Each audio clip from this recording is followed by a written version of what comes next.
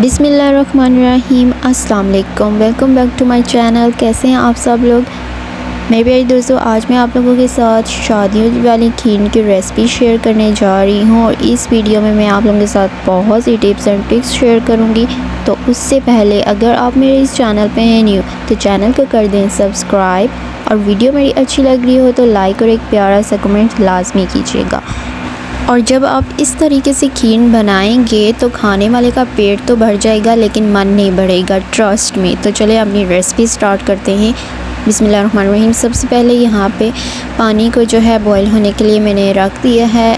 पानी जब थोड़ा थोड़ा गर्म हो जाएगा तो यहाँ पे मैं ले रही हूँ 1 पाव यानी 500 ग्राम चावल। अब ये इसमें ऐड कर लेने थोड़ा सा पानी गर्म होने के बाद ही, यानी कि इनको बॉईल कर लेना है अच्छी तरीके से। चावल बॉईल करने तक तो सबको पता ही होगा कि किस तरीके से बॉईल करते हैं, यानी कि 15 से 20 मिनट के लिए इनको बॉईल कर लेना है। 15 से 20 मिनट गुजरने के बाद जब ये इस तरह से हो जाएंगे तो फिर इसके बाद आप लोगों को मैं दिखा देती हूँ कि ये कितने ज़्यादा गल चुके हैं, यानी कि इस तरीके से गले हुए होंगे। तो फिर इसमें दूध ऐड कर लेना है, तकरीबन 2 किलो दूध ऐड कर लेना है। 500 ग्राम चावल होंगे तो उसमें 2 किलो दूध ऐड कर लेना है, क्योंकि जब दूध ज़्यादा ऐड करेंगे तो ही ये अच्छे तरीके से हमारी खीर तैयार हो जाएगी। तो यहाँ पे 2 किलो दूध इसमें ऐड करना है। 2 किलो दूध ऐड करने के बाद अब जो मैं आप लोगों के साथ नेक्स्ट टिप्स शेयर करने जा रही हूँ, जिससे हमारी खीर जो है वो और ज़्यादा टेस्टफुल हो जाएगी। बहुत ही कम लोग जानते हैं। यहाँ पे मैं इसमें ऐड करूँगी क्रीम आप कोई सी भी ऐड कर सकते हैं। मैं यहाँ ऑल पर्पस वालों की क्रीम ऐड कर रही हूँ। ये जस्ट एक पैक ऐड किया है चावलों के हिसाब, क्वांटिटी के हिसाब से। अगर ज़्यादा चावल होंगे तो फिर 2 पैक क्रीम के इसमें ऐड कर लेने हैं।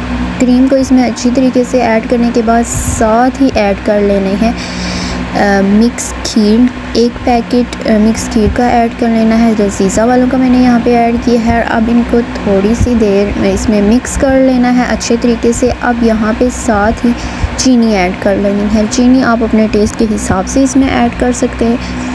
चीनी ऐड करने के बाद यहाँ पे सब्ज़ इलायची मैंने ऐड की हैं, और यहाँ पे कुछ ड्राई फ्रूट्स जिसमें मेवा और नारियल ऐड किए हैं मैंने। सारी चीज़ें एक ही बार इसमें ऐड कर लेनी है और इसके बाद इसको इसमें कुक कर लेना है, यानी मुसलसल हिलाना है ताकि ये अच्छी तरह से इसमें सारी चीज़ें जज़्ब हो जाएं और अच्छी तरह से कुक हो जाएं। तकरीबन 15 से 20 मिनट के लिए इसको अच्छी तरह से इसमें कुक कर लेना है। फ्लेम जो है वो मीडियम कर लेनी है, बहुत हाई भी नहीं करनी और बहुत लो भी नहीं करनी। अब आप लोग देख सकते हैं कि तकरीबन 10 से 15 मिनट गुजरने के बाद ये इस तरह से इसका कलर आना शुरू हो गया है, यानी कि ये इतनी, जब ये ज़्यादा थिक हो जाएगी अच्छे तरीके से फिर ही फ्लेम को ऑफ़ कर लेना है। और मेरे प्यारे दोस्तों, अगर आपको मेरी वीडियो अच्छी लग रही है तो प्लीज़ इस वीडियो को लाइक कर दें और एक अच्छा सा कमेंट कर दें। यहाँ पे आप लोग देख सकते हैं ये है इसका फ़ाइनल स्टेप। जब इतनी ज़्यादा थिकनेस हो जाएगी तो फ्लेम कर लेना है ऑफ़ और इसको ठंडा करने के लिए छोड़ देना है, और फिर इसको कर लेना है डिश आउट। और मैं आपको दिखाती हूँ इसकी फ़ाइनल लुक। माशाल्लाह से मेरे अल्लाह ताला की शान है, उसकी नेमतें, बरकतें, फजीलतें जो उसने हमारे खानों, जायका और हमारे हाथों में रखी हैं। ये है इसकी फ़ाइनल लुक। आई होप आपको मेरी ये आज की रेसिपी अच्छी लगी होगी, और फिर मिलेंगे एक न्यू और एक इन्फॉर्मेटिव वीडियो के साथ। तब तक अपने घर वालों का ख्याल रखिएगा। Stay tune. अल्लाह हाफिज़। Take care.